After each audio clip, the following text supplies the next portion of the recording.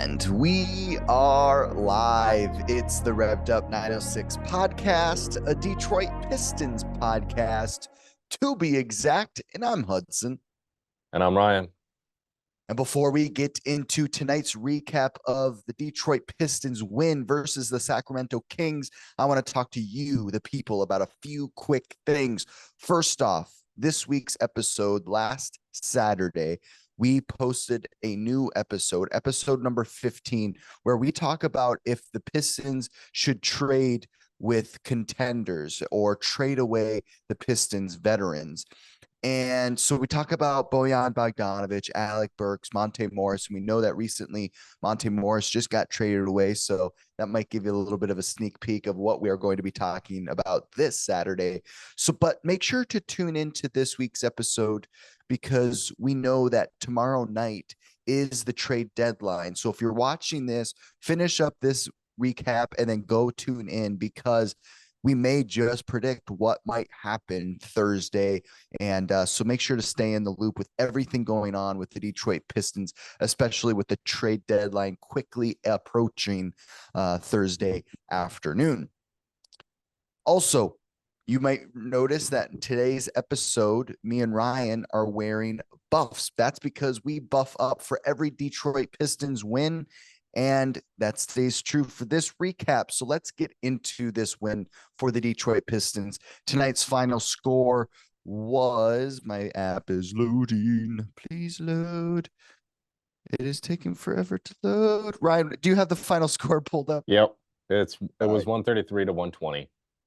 All right. Of course, in the Detroit Pistons' favor. And Ryan, when talking about tonight's matchup, the Sacramento Kings are no team to blink at. This was a statement win for the 3-1-3 Detroit Pistons, because right away in the first quarter, I was like, oh no, this might be brutal, because the Kings started out the game on a 14-5 run.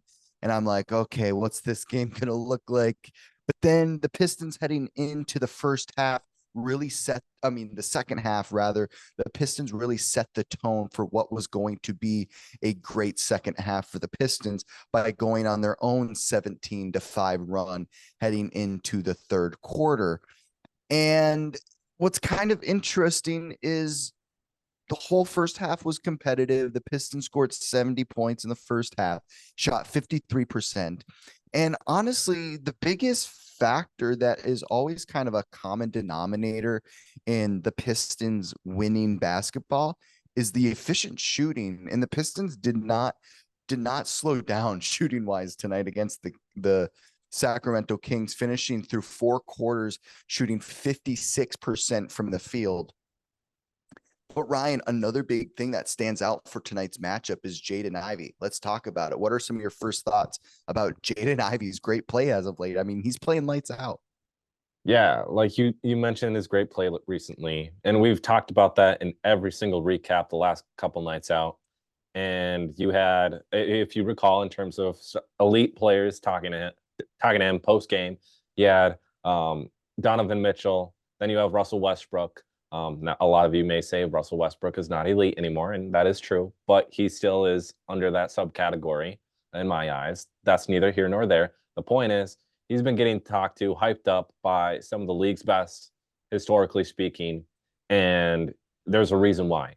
Jaden Ivey, all of a sudden, is almost climbing to the tippity top of the mountain. He's at that level of you actually have to game plan for him. Because prior to the last couple of stretches of games here, it's kind of like, yeah, watch out for Jaden Ivey. He might do his thing, but it's like 50-50. You better really watch out for Bojan Bogdanovic or Cade Cunningham or even Jalen Duren. Jaden Ivey is not necessarily the concern here. But the last couple of games out, Jaden Ivey has put the entire league on notice, pretty much saying you have to try and game plan against me. Otherwise, I'm going to tear you a new one.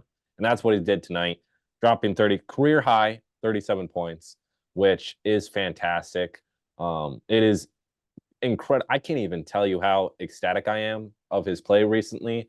Outside of this is just amazing. Like going into this season, you had the shaky start in the beginning. You're going, ooh, this is not looking good for Jaden Ivey. Right. And then all of a sudden it increased a little bit. And you're going, okay, this is not bad. I'm fine with this if this is what it's going to be the rest of the season. And then all of a sudden, he's a completely different player all over again. And he's on this hot tear. Shot 13 of 23 from the field, only missed 10 shots, 5 of 7 from 3, which is fantastic for him. And then 100% at the line, making 6 free throws, along with 6 rebounds and 7 assists. He did have 5 turnovers, which, I mean, you can expect that out of Jaden Ivey. It's still a high number compared to his teammates, but it is what it is. And then he had the 3 fouls, which he normally is in much, I guess you could say, severe foul issues on a normal basis versus tonight. So I applaud him there too. But overall, fantastic game out of Jaden Ivey tonight. Well, and what's interesting about this great outing from JI is that you would suspect his great play would come with the players around him being Isaiah Stewart, Cade Cunningham, Bojan, so on and so forth. But he actually had this great outing without those complementary players.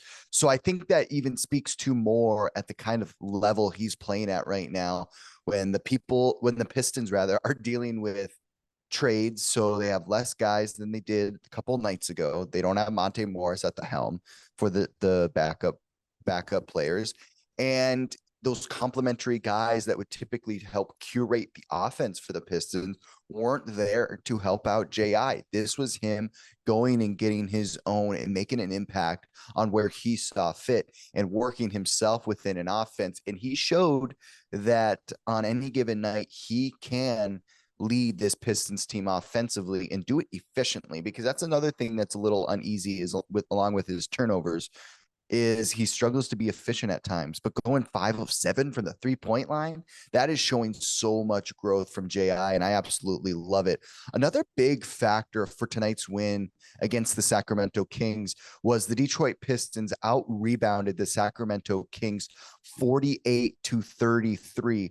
And rebounding speaks volumes, and sometimes it doesn't always translates to wins with the Pistons. We see them out rebound some teams on any given night and still end up with the loss.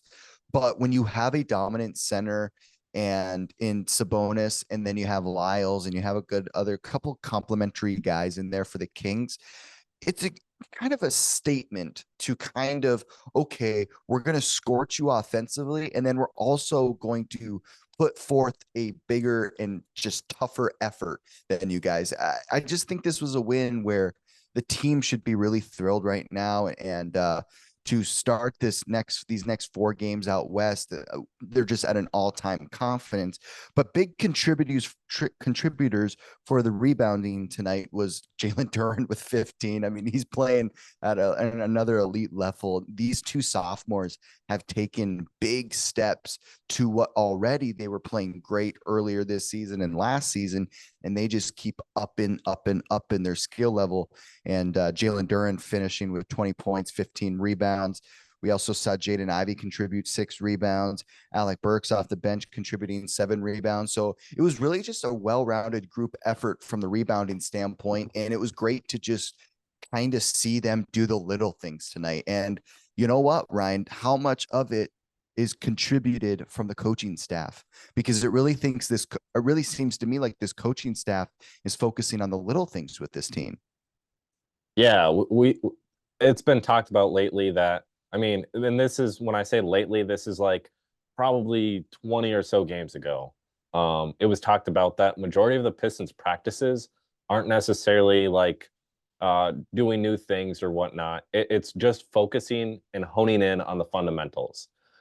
Play a game of like true hard-nosed basketball, work your tail off. That's the mindset we're going to have.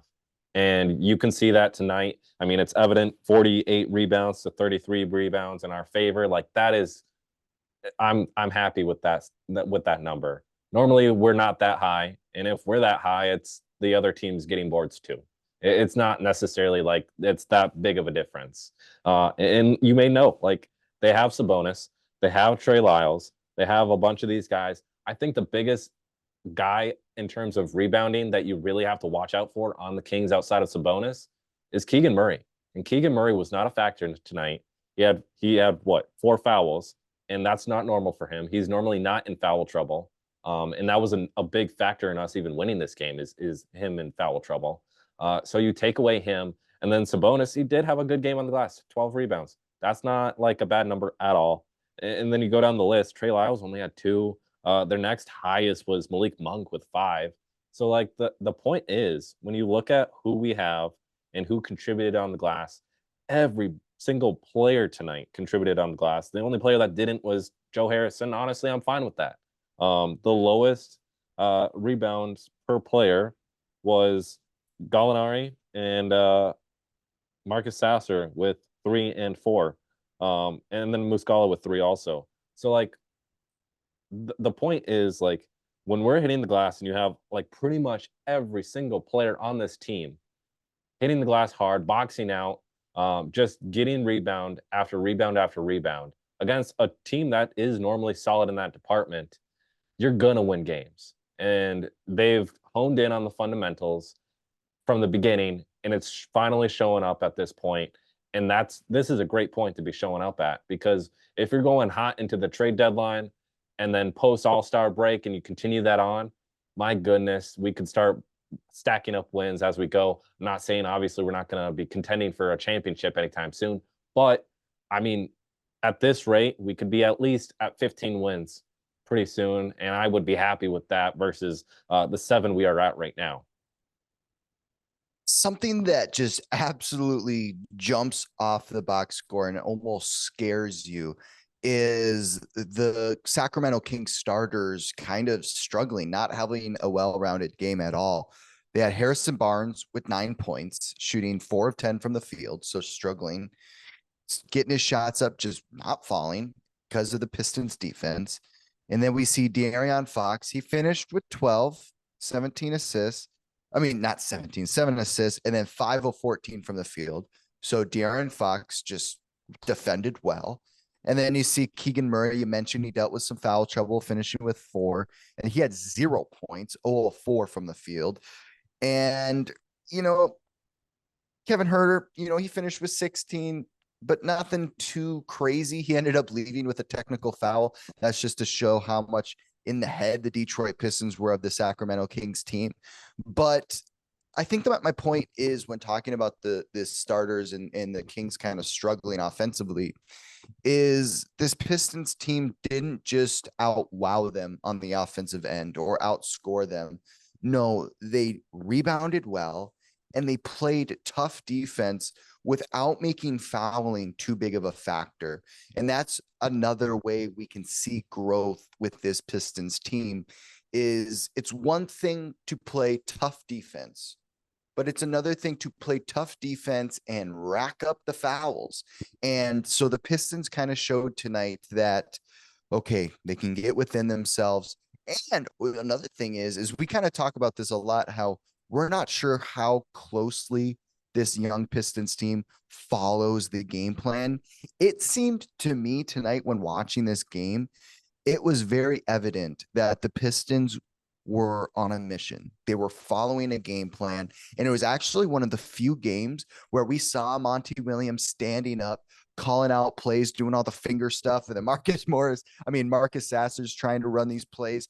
It was one of these few games where we were competing enough and playing well enough within ourselves enough where we could actually follow a game plan, try to set up plays, try to curate our offense to Jaden Ivey and Jalen Duren. And it was something special. And it's kind of nice for an Eastern Conference team to have just a nice rock solid win against the Western Conference team. Yeah, the Kings they're legit. They're not like the Minnesota Timberwolves or other teams right now, but they are a good Western Conference team. They have a good program over there in Sacramento. And I'm not diminishing anything you just said, but we also have to keep in mind, because of how good this team is, they are on the elite scale. The last 12 to 14 games, they've been on the road themselves. And coming home from a road trip, you're typically exhausted. And it was evident tonight that the Kings were gassed. They were trying to fight through it, but they were gassed. And we took advantage of that. And that's where I'm going to agree with what you just said, because we did take advantage of that full on. We did everything right. I mean, obviously, 11 turnovers, not great still. 21 fouls, not great still. But everybody followed the game plan and did their part. And like Asar Thompson, 27 minutes, 5 of 6 from the field, did his part, made 2 free throws, 100% at the line, 6 rebounds, 2 assists, 2 steals, a block, 2 turnovers, and 5 fouls with 12 points. That's a phenomenal game out of Asar Thompson in a starting role, because normally he's been coming off the bench and playing solid minutes. Normally, when he starts, though, however, it's a little shaky at times. Tonight, not the case. You go down, Mike Muscala, 25 minutes, 3 of 8 from the field, 3 of 6 from 3. He had 3 big 3-point shots, and they were contested. 3 big shots, late stretches of the game, and just was a huge factor for us. Even though he finished with 9 points, he was a big contributor.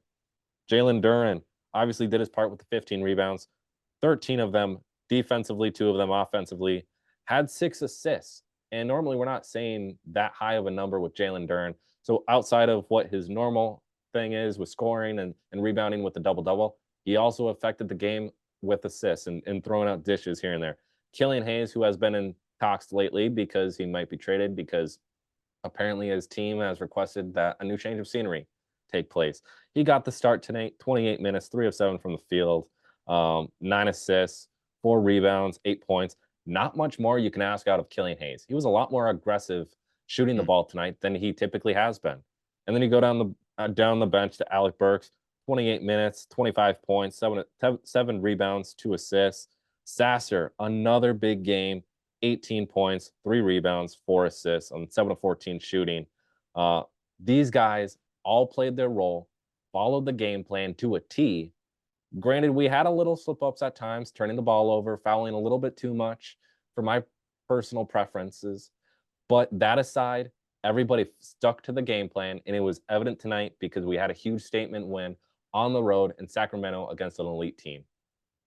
One of the last things I want to mention before we wrap up tonight's recap is Marcus Sasser. I mean, he is just on a tear right now, per se. I won't try to over exaggerate it, but I think he's on a tear. You know, with 18 points in 32 minutes, 3 rebounds, 4 assists, 7 of 14 shooting, 2 of 6 from the 3-point line. I like him to see him be a little bit smarter with his choices from the 3-point line. But overall, 18 points off the bench out of our rookie, Marcus Sasser. I absolutely love to see it. That's just where you want him. And it's actually kind of better than I would even want him to be. I would just ask, get us double-digit points and get us a couple assists, be able to carry the offense. And he's exceeding our expectations and what we even really need for him. So that's another reason why kind of Killian Hayes is kind of more than likely on the outs, just because Marcus Sasser is playing so well. I think if Marcus Sasser, like we suspected when we got drafted, that when we drafted him, I remember he's saying we're probably going to see him a lot in the G League. But then it's like, okay, I mean, he's just been kind of gaining more and more minutes here and there. And that kind of speaks to why Killian Hayes may be looking on the outs. But Marcus Sasser, I mean, you just can't ask much more from him. 18 points. And if he keeps doing this, the Pistons are going to kind of have an issue because we're not going to know what to do with them. Do we just have him keep it coming off the bench? It's going to give us an issue. But Ryan, what are some of your thoughts on Marcus Sasser tonight? It looked like he controlled the game from the get-go, from whenever he stepped out on the floor at the beginning of the game till the end. He was controlling the offense, and it was extremely evident. You look at how he was facilitating, moving off of screens, and there were times where he'd move off of a screen, but he'd come back out and circle back around. And majority of the time, you're going like, ooh, why are you doing that? The defender's right there. He's going to stick with you. But Sasser has enough quickness and speed that he can do whatever he wants, seemingly, because he did that time and time again and still ended up cutting to the rim, making a pass outside to the corner for a 3 or a wide open shot from Jalen Duren in the paint. It didn't matter what he did. It just seemed like it was working.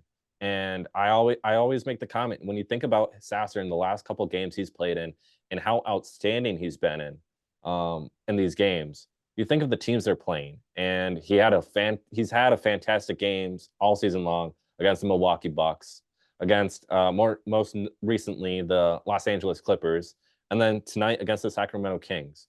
And all those three teams have in common is they are elite championship contending teams.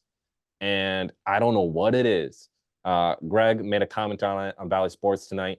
Like every single time that Marcus Sasser and the Pistons are going up against an elite ball club, Sasser has a game like tonight. And I'm not complaining. I mean, when you think about an elite team with the Clippers, with the Kings, with the Bucks, they're tough to beat. And when you have a rookie in Sasser who's going out there, facilitating left and right, controlling an offense, setting the tone, and still having a game like tonight, hats off to you, Marcus Sasser. And I thank you as a big contributing factor in tonight's win. Yeah, and the thing about Marcus Sasser is whenever he is coming off those screens and running all over the place and he finds himself at the bucket and he's going to lay it in, I'm always like, oh no, like, because he's just undersized. I always get so worried about him driving at the bucket, and having tough contested layups. But he pulls it off. I mean, he's still good at finishing at the bucket. And there's not many point guards that with his size that are that good at finishing around the bucket. He gets a lot of credit for that too, because he's not just good at 3-point shooting. He's really he hasn't really shown us the mid-range game yet, but I'm not too worried about that. But I really think he's a 3-level scorer, and I've just been really impressed with Marcus Sasser. So we are gonna have to keep a close eye on him, and because who knows what he has in store. If he keeps playing like this consistently, man, he's going to be dangerous for years and years to come. That will do it for tonight's recap of the Detroit Pistons versus the Sacramento Kings. Tonight's final score was 133 to 120 in the Detroit Pistons' favor. Before you guys leave, make sure to comment below if you have any thoughts, comments, or takes from tonight's recap. We would love to know your guys' thoughts. If you are new to the channel, make sure to hit that subscribe button and click that bell button on our YouTube profile. That is our post notifications button. So every time we post a real Revved Up recap or Saturday's episodes, you will be the first to know and the first to tune in. If you like tonight's recap, make sure to give us a thumbs up, and we will see you guys in the next Revved Up recap. Peace.